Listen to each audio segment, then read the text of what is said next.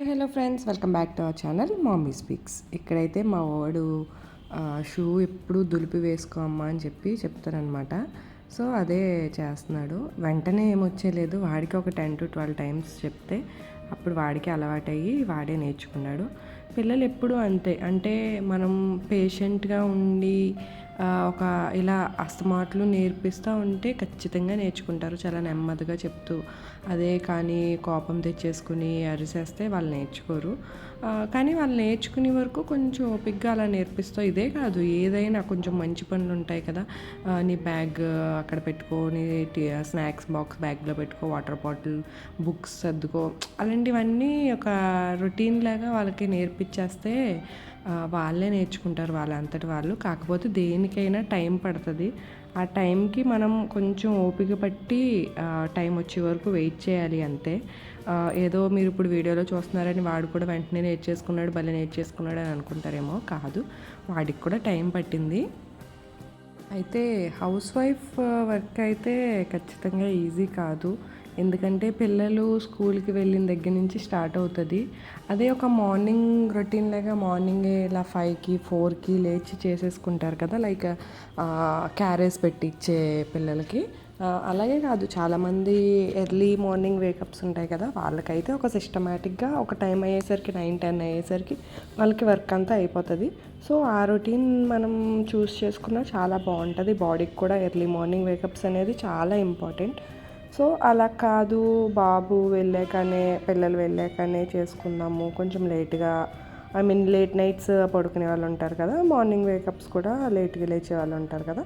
So వాళ్ళకైతే kids అలా స్కూల్కి వెళ్ళిన వెంటనే స్టార్ట్ అవుతుంది వర్క్స్ అండి. సో ఆల్మోస్ట్ ఆ హాఫ్ ఏ డే అంతా కూడా ఆక్యుపైడ్గా ఉంటారు. మార్నింగ్ దగ్గర నుంచి ఆఫ్టర్నూన్ లంచ్ చేసే వరకు చాలా ఆక్యుపైడ్గా ఉంటారు. ఏమైనా రెస్ట్ దొరికితే ఆఫ్టర్నూన్ రెస్ట్ దొరుకుద్ది చాలామందికి.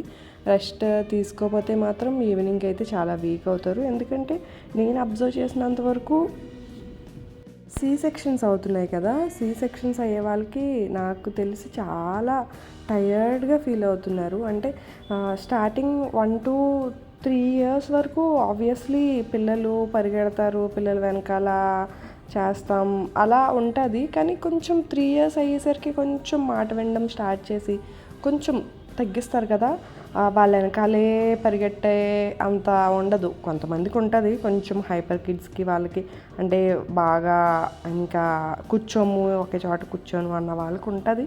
కానీ అలా కాకుండా కూడా ఇప్పటికీ ఒక 5 years 6 years వచ్చాక కూడా చాలా టైర్డ్నెస్ అయితే ఉంటుంది. ఆ మధ్యాహ్నం బ్రేక్ అయితే తీసుకోపోతుంటే చాలా ఎఫెక్టివ్గా, అసలు నీరసంగా ఈవినింగ్ అయ్యేసరికి టైర్డ్ అయిపోతుంది. డిన్నర్ ప్రిపేర్ చేసే టైంకి అయితే అసలు ఇంకా ఓపిక అయితే ఉండట్లేదు. సో కొంచెం ఆఫ్టర్నూన్ న్యాప్ అనేది చాలా ఇంపార్టెంట్ అని చెప్తాను.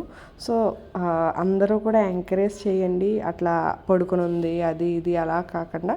సో ఆఫ్టర్నూన్ న్యాప్ అనేది చాలా ఇంపార్టెంట్, అంటే హౌస్ వైఫ్స్కి.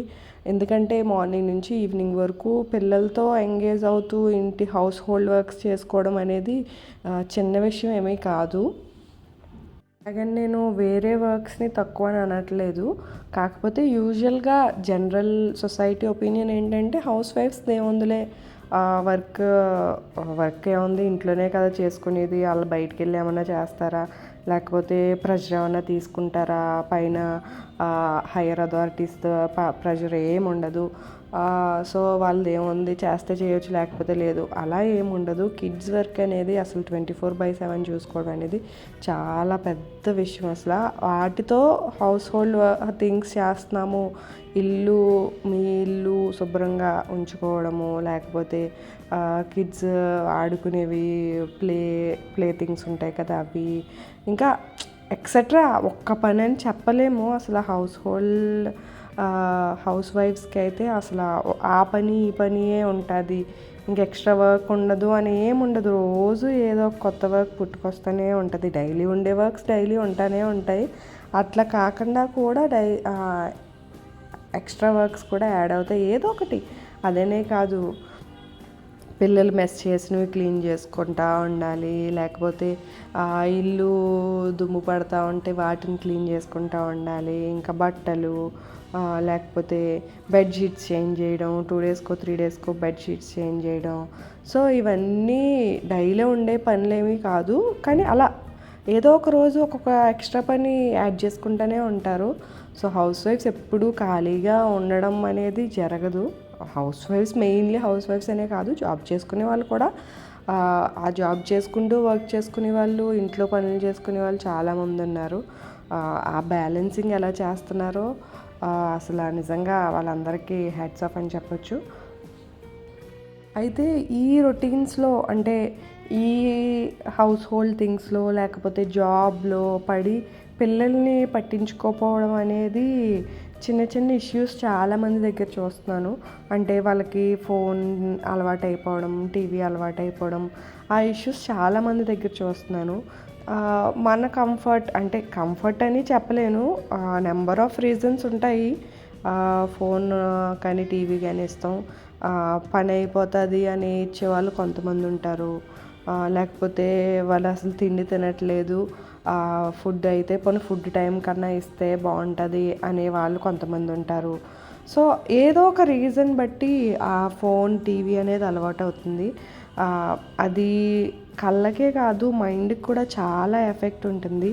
మా బాబు కూడా ఒకప్పుడు ఇన్ ద సెన్స్ మంత్స్ టైంలో ఒక 2-3 మంత్స్ కొంచెం ఫోన్ అయితే అలవాటైంది, కానీ మానిపించేసాం. ఇప్పుడైతే 0 స్క్రీన్ స్పేస్ వాడికి.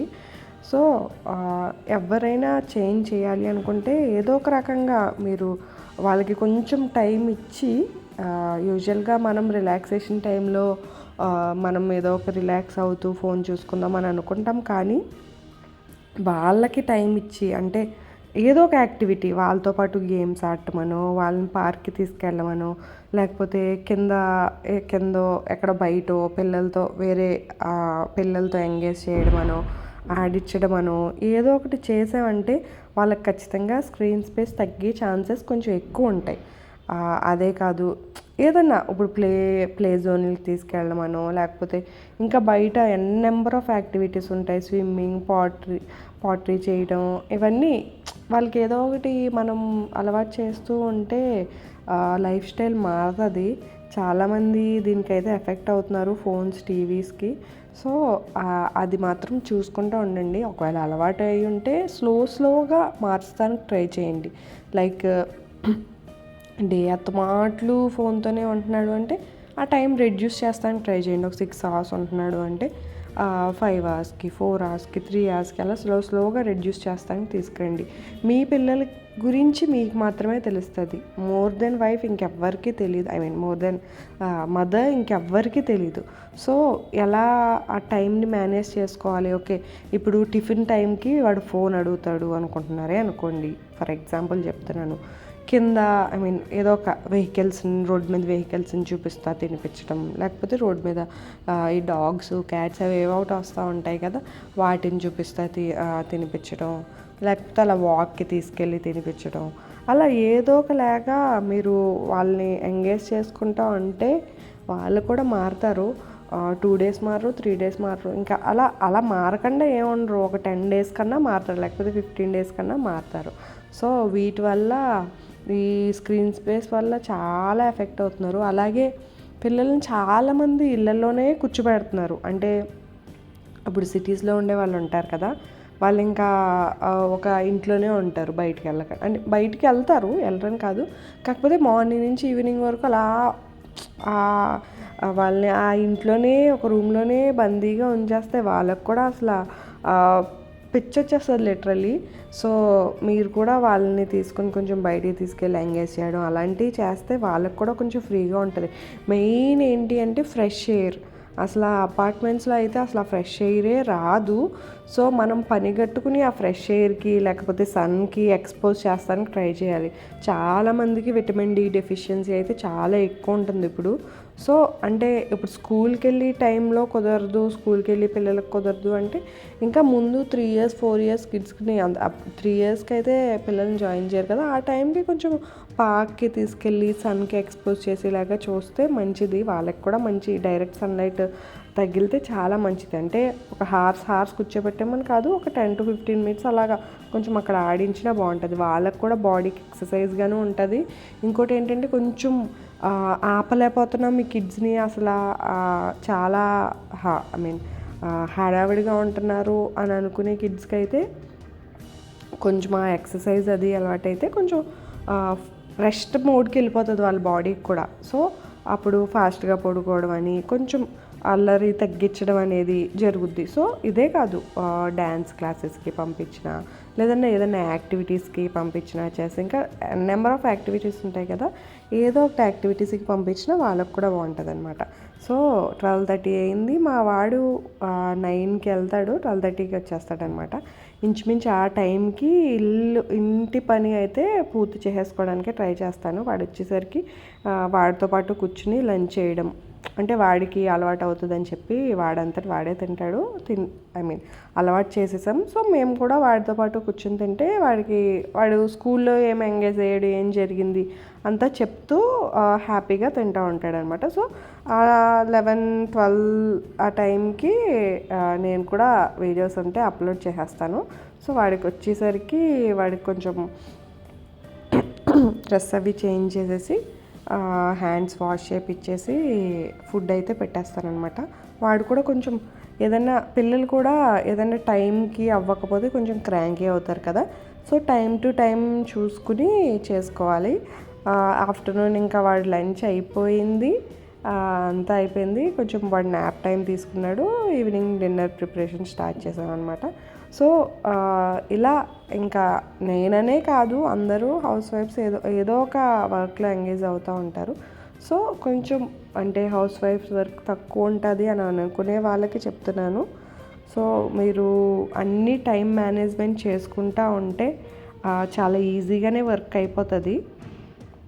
కొంతమంది అంతా ఫుల్ ప్లెడ్జ్డ్గా మార్నింగ్ నుంచి ఈవినింగ్ వరకు వర్క్ చేయకుండా కొంచెం రెస్ట్ తీసుకుని చేసుకునే వాళ్ళకి కొంచెం ఇబ్బంది అవుతుంది. ఏదైనా కిచెన్లో ఉన్నాము అంటే ఇంకా ఎన్ని పనులు ఉంటే అన్ని పనులు at a time అయిపోయేలాగా చూసుకోవడమే better.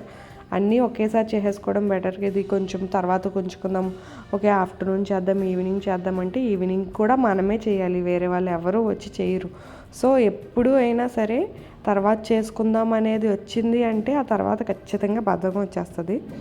So ఎప్పుడు వరకు అప్పుడు పూర్తిగా క్లీన్ చేసుకుని అయిపోయేలాగా చూసుకుంటే సరే. ఇంకోటి ఏంటంటే మెయిన్ నేను చూసింది, అన్ని ప్రిపరేషన్స్ చేసేస్తాం కానీ కిచెన్ అయితే క్లీన్ చేసుకోరనమాట చాలామంది. తర్వాత చేద్దాంలే, ఇంకా వర్క్ ఉంది కదా అలా అనుకుంటారు. సో వాళ్ళకి కూడా ఒక చిన్న టిప్ ఏంటంటే, ఎప్పుడైనా సరే మీరు వర్క్ చేసేసారు, అయిపోయింది, లంచ్ కానీ డిన్నర్ కానీ అయిపోయింది అంటే క్లీనింగ్ సెక్షన్ కూడా వెంటనే అయిపోయేలాగా చూసుకోండి. సో ఇవన్నీ చిన్న చిన్న మీకు హెల్ప్ అయ్యేవని చెప్పి నేను మీకు హెల్ప్ అవుతుంది అని చెప్పి జస్ట్ నా ఒపీనియన్ మీతో షేర్ చేసుకుందాం అనుకున్నాను. ఇలాంటి మరిన్ని వీడియోస్ మా ఛానల్లో మీకు రావాలనుకుంటే ఖచ్చితంగా మా ఛానల్ని అయితే సబ్స్క్రైబ్ చేసుకోండి. చేసుకునే వాళ్ళు చేసుకోండి, చేసుకున్న వాళ్ళు లైక్ చేసి షేర్ చేయండి. Thanks for watching our video.